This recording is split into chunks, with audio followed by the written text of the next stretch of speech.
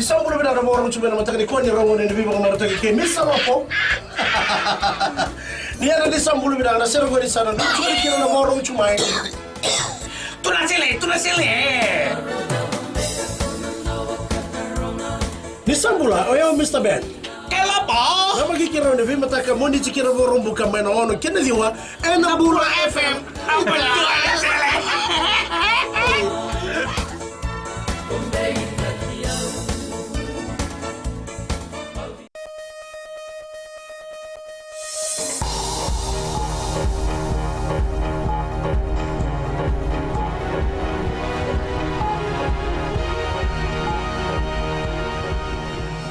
Good evening, this is FBC News. I'm Amrita Priyadarshini. Tonight, Financial Intelligence Unit says communications tapping can help investigate money laundering and cybercrimes. Papua New Guinea looking to recruit retired Fijian teachers. And ban placed on the Tata traditional fishing ground to replenish depleting fish stock.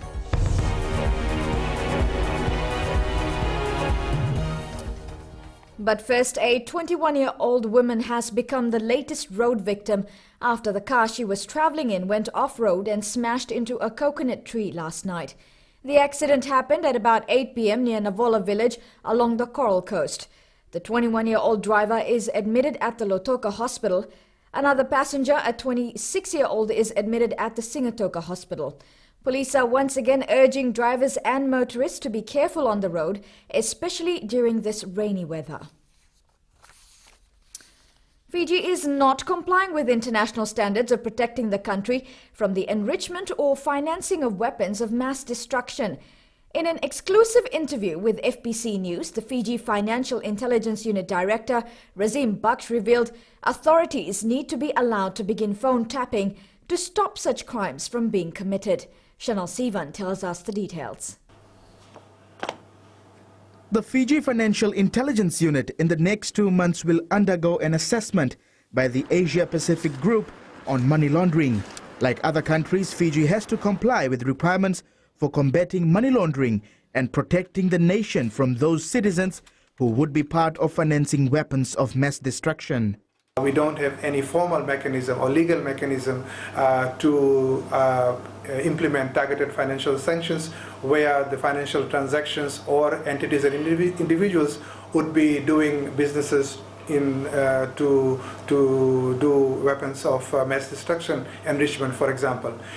Baksh says to enable the Fiji police force to effectively investigate complex crimes like money laundering and cybercrime, a requirement under international law is the ability to intercept communication. The international standard says that the law enforcement agencies must be empowered with additional tools and powers to be able to effectively discharge their investigative role.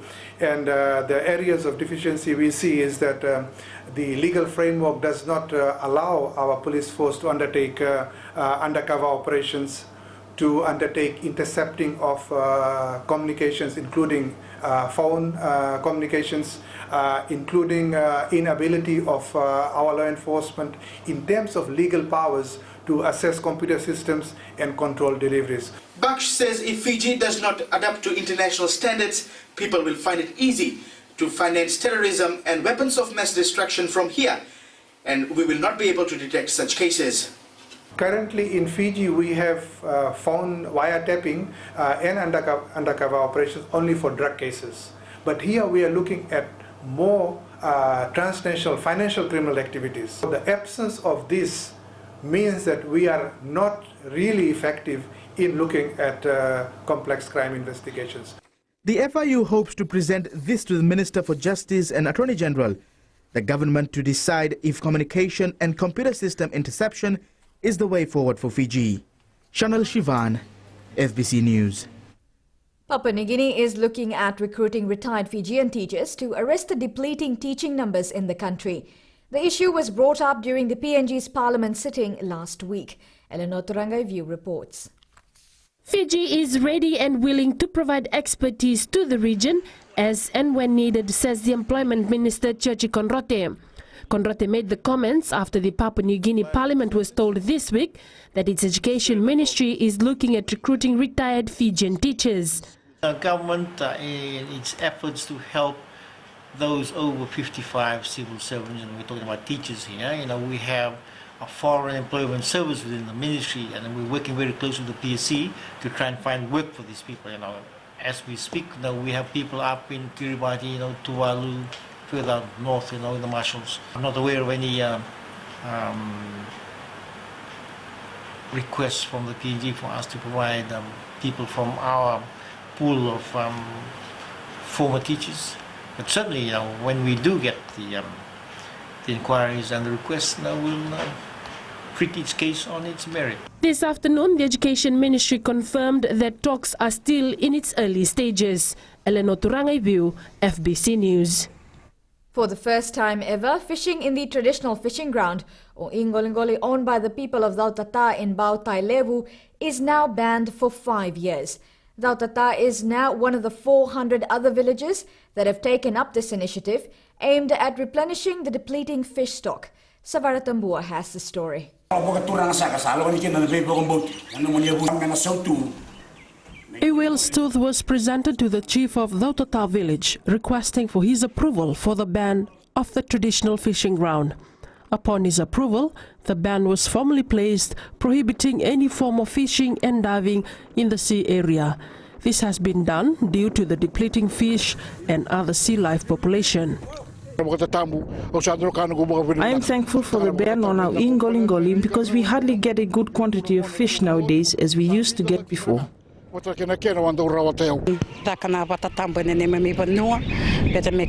on our fishing grounds will benefit our future generation the most.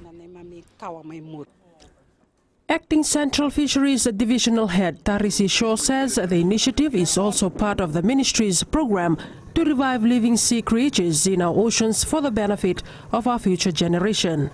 One of the strategy in order to improve or enhance the fisheries stocks is through the establishment of the marine protected areas.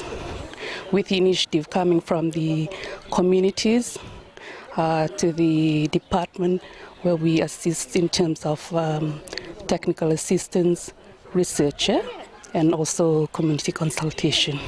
The Fiji locally managed marine areas network believes the longer the fishing ground is protected, the better it is. The tambu will allow resources to reach maturity stage and reproduce, and the spillover is what people can still benefit from. 400 other villages have also undertaken similar initiatives. Under current fisheries laws, wardens have the power to confiscate any fish or fishing gears from those caught using the fishing grounds during the ban period. Sabira Tambua, FBC News. Fiji's High Commissioner to India, Yogesh Karan, is optimistic there will be more opportunities for Fijians to study in India. Karan says he is negotiating with the Indian government to increase the number of scholarships. Shireen Latta reports. High Commissioner Yogesh Karan is in the country for meetings with officials from the Indian government. Karan told FBC News that some talks have been taking place concerning education. I put a submission to the Indian government for an increase. I had an increase back 2 years, so I'm looking for some more seats in the next quota. About 100 Fijian students are studying in India on scholarships. Karan says those students under the Indian Council for Cultural Relations, or ICCR scholarships, are performing well. When you look at the options or the opportunities available for Fijian students, it's quite diverse.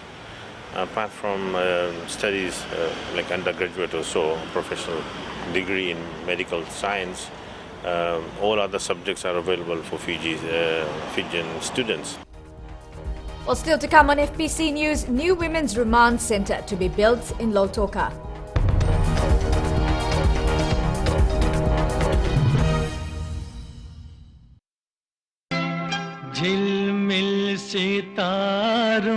घर संसार में आपका स्वागत है। आपका अपना छोटा सा स्वर, जहाँ प्यार भरे रिश्ते पलते हैं, जहाँ हेल्थी रहने की सलाह दी जाती है, जहाँ हम आपको और भी सुंदर बनाते हैं और जहाँ स्वाद की सौगात भी है। नमस्कार, मैं हूँ पल्लवी। सोमवार से शुक्रवार 9 से 12 तक रेडियो FBCtv देश की धड़कन पर घर संसार में शामिल रहिए। मेरे साथ। ऐसा सुंदर सपना अपना।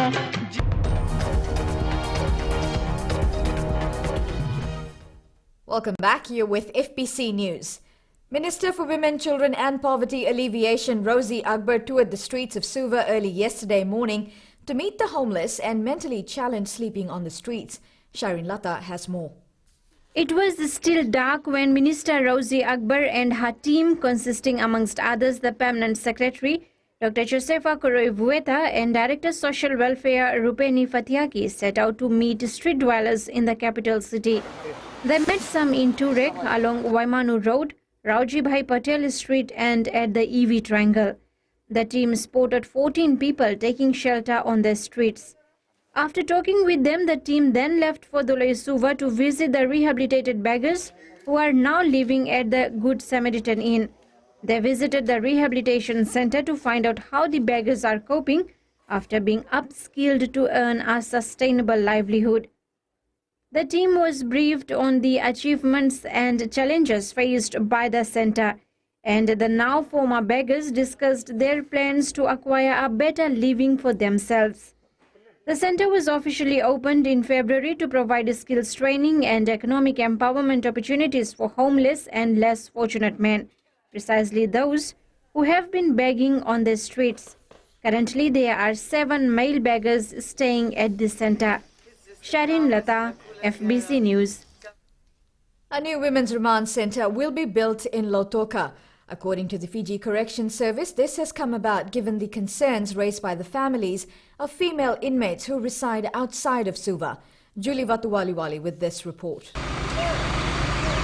The Fiji Corrections Service has set aside $1.5 million to cater for the new facility in Lautoka. Corrections Service Commissioner Colonel Efiremi Vasu says the facility will solve many problems. It will totally solve the little overcrowding that we're having here in Suva, and also be fair to our female inmates, so that they'll be closer to their relatives, those who come from the west.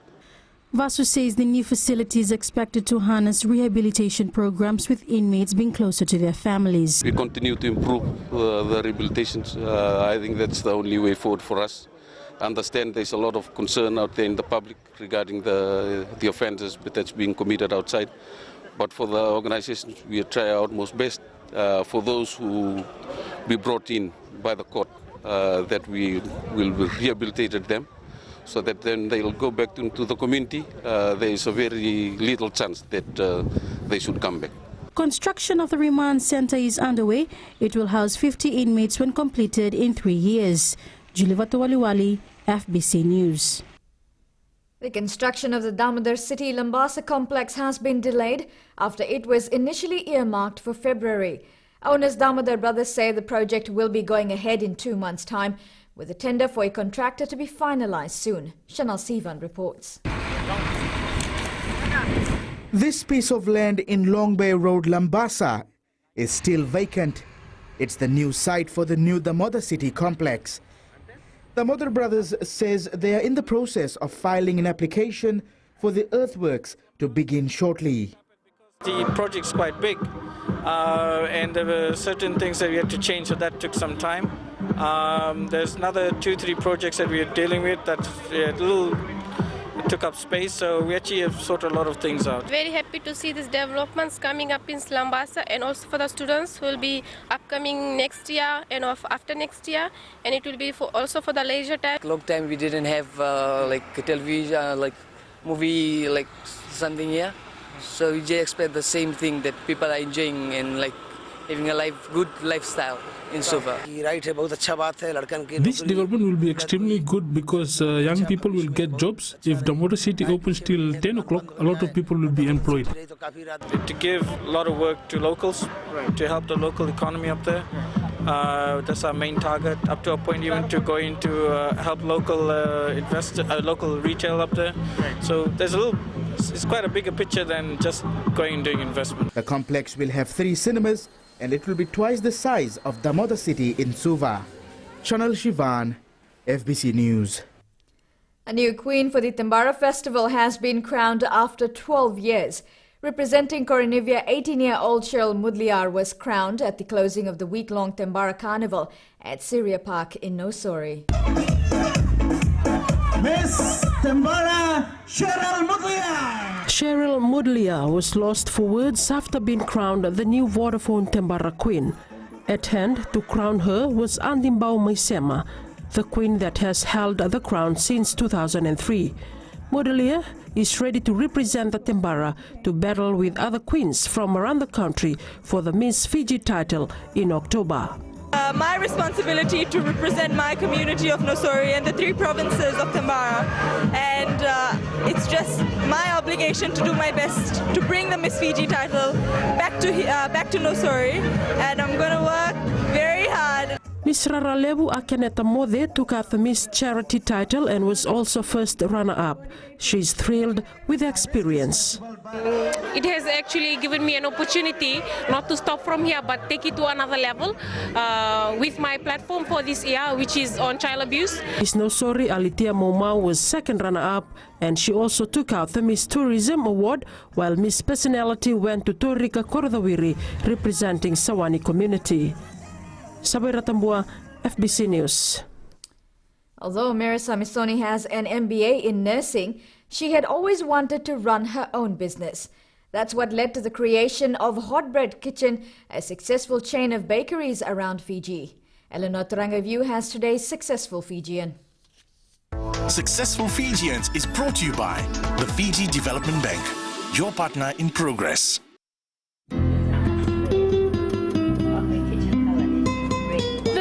First Hot Bread Kitchen shop was opened in Suva in 1982. But for founder Marisa Misoni, it didn't come without obstacles. At the time, there was protectionism. You know, they wouldn't allow outsiders to bring in their money. So it took us a long time. We came, we did our research. We knew that it would work very well here. We did our research, but they wouldn't let the baker that we wanted to bring over, who had the bakery in Brisbane, we wanted him to come over and help us set up. Samisoni's bakery hit it off from day one. What started as a small business has turned into a franchise with a shop in almost every town in the country. We set up the first one in Harbour Centre at Sundraji's building. We thought on a Saturday, it was a Saturday when we opened up, and we thought, oh, we just try out bread. Well, the queue just kept continuing on the first day. So we just continued baking, and we didn't look back. Almost as soon as the first shop opened in Harbour Centre, Samisoni says there were requests for more. And Hot Bread Kitchen started setting up at least 3 bakeries every year. With 29 outlets up and running, Samisoni says credit goes to a friend and her late husband. We found Joe Andrea. He was very good, so he helped in the baking part while I managed the money and the people part. And setting up all the Hot Bread Kitchens throughout Fiji. With her mother as her role model, Samisoni says she would not have come this far if it wasn't for her. We were poor. You know, she was by herself with 6 children. She was able to budget very, very well. And to actually see her do this was a learning thing for me. I didn't know at that time, in the 60s and the 50s, that I was learning something about budgeting. From nursing to successful Fijian businesswoman, Samisoni is living proof that nothing is impossible. If you believe in it, you believe in yourself, you believe you have something to offer, if you believe in your product, whatever it is, you know, go for it. Go for it. And like I did, I mean, I didn't know anything about money, but I was a manager and I was a worker, and I worked very hard. And if you feel that you are passionate about it, go for it, enjoy it. Samisoni took a $120,000 loan from ANZ to start up business in 1982. Now she earns $17 to $20 million a year. Plans are to take her famous cream buns and other delicacies to the outer islands and around the region. Eleanor Turangai View, FBC News. Big scores recorded in Day 3 of the Ink Mobile Battle of the Giants tournament.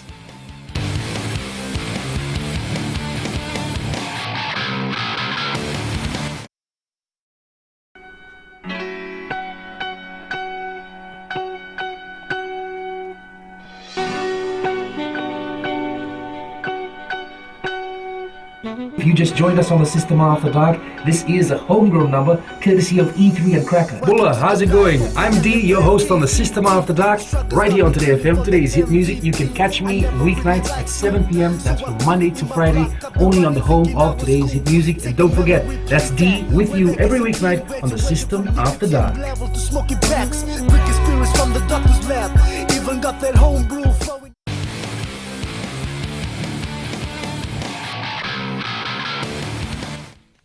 It rained goals today at the Ratudakamba Park in Nosori in Day 3 of the Ink Mobile Battle of the Giants tournament.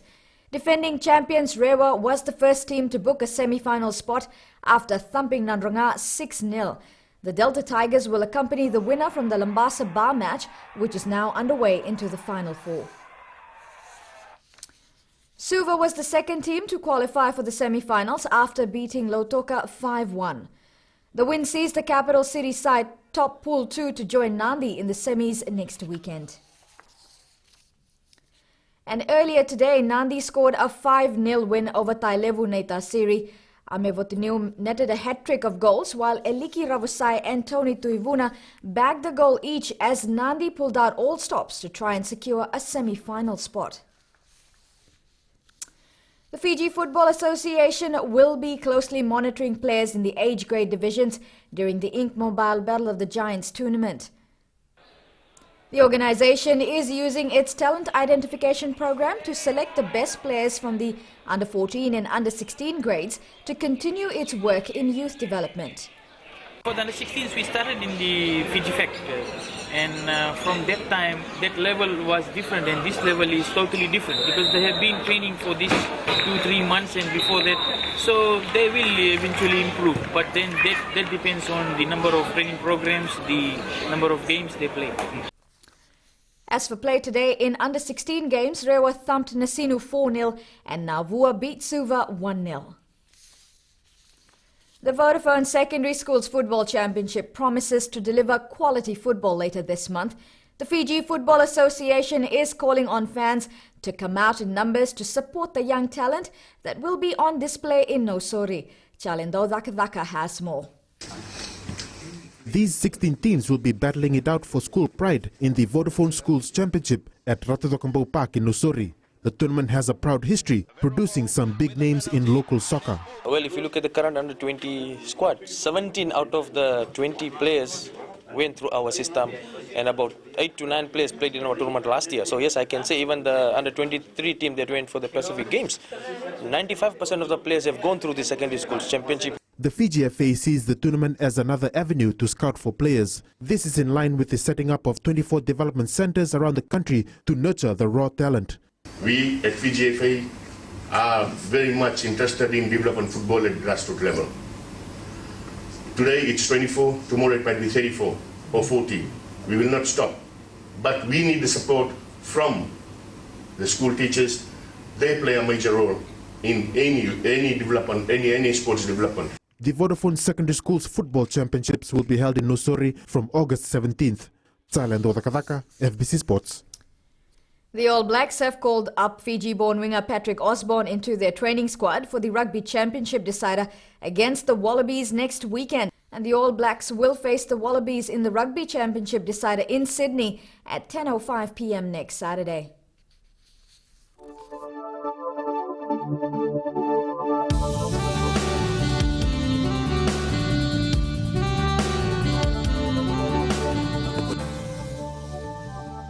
Cloud and showers were experienced over most parts of the country today. A tropical disturbance is located north of Vanuatu and it remains slow moving. Meanwhile, a trough of low pressure with associated cloud and showers lies slow moving over Fiji. It is expected to affect the group till Tuesday. On to temperatures in Lambasa, once again recorded the highest temperatures for the day at 29 degrees. Suva, Nandi and Lotoka recorded the lowest temperatures for the day, 24 degrees. Tomorrow, occasional rain over most places. Isolated heavy falls and thunderstorms are expected. And the outlook for Tuesday, the rain should be easing. On to our headlines again. Financial Intelligence Unit says communications tapping can help investigate money laundering and cyber crimes. Papua New Guinea looking to recruit retired Fijian teachers. And ban placed on the Tata traditional fishing ground to replenish depleting fish stock. On to our poll question. Should more youth be encouraged to enter the local film industry? You can visit our FBC website to take part. Now you can send us newsworthy pictures and videos on email citizenseyes@fbc.com.fj or share it with us via our Facebook page FBC News. Or if you're on Twitter, follow and tweet us your news tips at FBC News or hashtag FBC News. You've been watching FBC News. I'm Amrita Priyadarshini. Good night.